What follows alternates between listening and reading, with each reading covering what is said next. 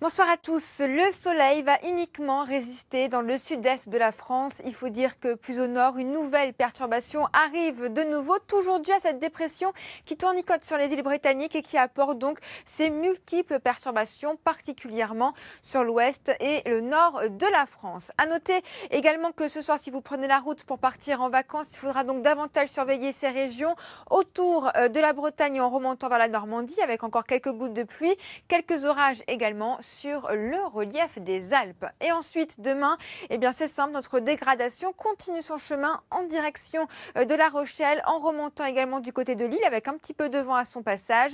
Ailleurs, temporairement, le soleil sera très généreux. Et au fur et à mesure de votre journée, vous aurez tout simplement cette perturbation qui va se décaler tout doucement sur l'est de la France, avec de nouveau des orages qui pourraient se développer vers le Massif central, vers les Alpes. Et comme je le disais tout à l'heure, uniquement le sud-est avec de très très belles éclaircies et des températures là-bas également qui restent tout à fait dans les normales de saison, avec 19 degrés par exemple du côté de Montpellier. Dans l'après-midi, les températures, là encore, s'annoncent un petit peu plus fraîches après le passage de cette perturbation, avec près de 21 degrés attendus pour Paris. Et pour la suite, c'est simple, dimanche, journée de transition avec de très nombreux passages nuageux et un petit peu de vent également sur le nord du pays. Et avant de se quitter, regardez ces images assez exceptionnelles qui ont été capturées à Tucson en Arizona, avec un phénomène météo qui a été filmé qui s'appelle le microburst. C'est en fait une rafale descendante, c'est-à-dire qu'une rafale de vent qui s'est engouffrée vers le sol, apportant avec elle beaucoup d'air froid, du vent et de la pluie. Cela donne ce spectacle assez saisissant. C'est l'heure maintenant de retrouver Leïla Kadour pour le journal. Des incendies, vous l'avez vu, souvent liés à des négligences. Chloé Nabédian, bonsoir. Vous nous avez rejoint. On va essayer d'aller un peu plus loin sur cette question. Est-ce que la multiplication des feux est due aussi au réchauffement climatique ? Il est vrai, Leïla, que le réchauffement climatique que nous connaissons actuellement a une incidence directe sur la multiplication des grands incendies. Il faut dire que nos étés sont de plus en plus chauds et de plus en plus secs. Il suffit de jeter un rapide coup d'œil sur cette carte de l'agence ProPluvia pour comprendre que la France vit actuellement une sécheresse très importante. 81 départements sont concernés, dont 68 par des arrêtés préfectoraux limitant l'usage de l'eau. C'est ce que vous voyez en jaune et en orange.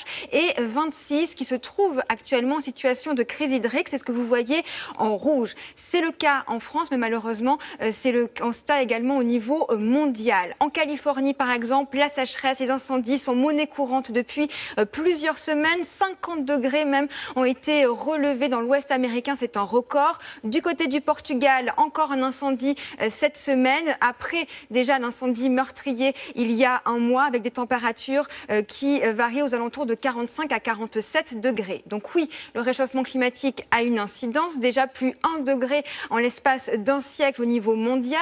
Et si on prend l'exemple de Paris, la température moyenne maximale en été de 22 degrés.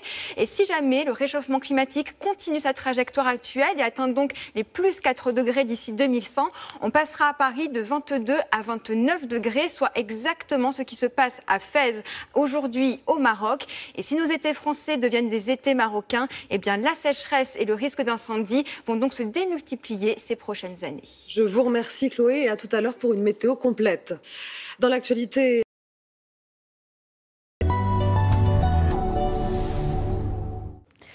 Bonsoir à tous. Le ciel s'annonce relativement mitigé sur les 3/4 du pays, excepté du côté du sud-est de la France. Alors peut-être que vous partez là-bas ce week-end pour vos vacances. Si c'est le cas, vous pourrez vous rendre à Sète pour découvrir une activité sportive totalement insolite à faire peut-être avec vos enfants. Ça s'appelle le rugby sur l'eau. Vous pouvez d'ailleurs assister au tournoi des 6 stations qui se tient jusqu'à demain à Sète en particulier. Et c'est un sport rafraîchissant car il faut plonger dans l'eau pour marquer tous les essais.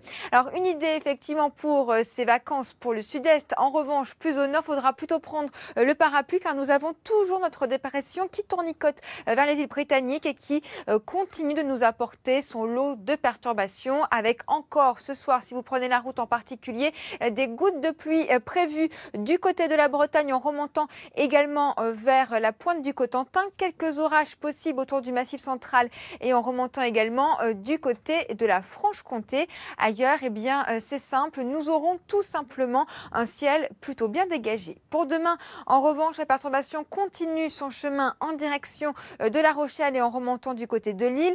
Temporairement ailleurs, une très belle matinée et au fur et à mesure de votre journée, eh bien, le ciel va se charger, les nuages seront de plus en plus nombreux car tout simplement notre perturbation va continuer sa trajectoire en direction de l'Est. Elle va avancer tout doucement, apportant de la pluie entre les Ardennes et en descendant vers le Bordelais et toujours avec un petit peu de vent au programme. Du coup, les températures en profitent quand même pour baisser un peu, davantage d'ailleurs autour de Cherbourg avec à peine 12 degrés au réveil, mais ça remonte quand même par rapport à aujourd'hui. Et dans le courant de l'après-midi, là encore, les températures restent toujours un petit peu faibles et bien en dessous des normales de saison. Ce sera le cas à Paris, par exemple, avec à peine 21 degrés. Et pour la suite, eh bien, c'est simple. Dimanche, journée de transition, beaucoup de nuages excepté sur le sud-est. Et pour la semaine prochaine, eh bien, globalement, le temps s'annonce également chargé. Lundi, de la pluie dans le nord-est. Mardi, journée de transition avec beaucoup de nuages. Et mercredi et jeudi, le soleil sera plus généreux au sud. Quant au nord, eh bien, les passages nuageux seront toujours au rendez-vous. Ça va persister d'ailleurs pour la journée de vendredi. Et pour votre week-end, c'est plutôt la bonne nouvelle. Le soleil devrait revenir. Et avant de se quitter, regardez ces quelques images du côté de Shanghai. Alors c'est vrai que nous, les températures sont dans les normales de saison. Pour eux, en revanche, la canicule est au rendez-vous avec la première alerte rouge de l'été qui vient d'être émise, avec un nouveau record qui vient de tomber, 41 degrés à l'ombre du côté de Shanghai. D'autres records d'ailleurs sont à prévoir car les températures ne vont plus cesser d'augmenter. C'est prévu pour les 5 prochains jours, une situation donc à surveiller de très près. Je vous retrouve d'ailleurs tout de suite maintenant pour votre météo des plages.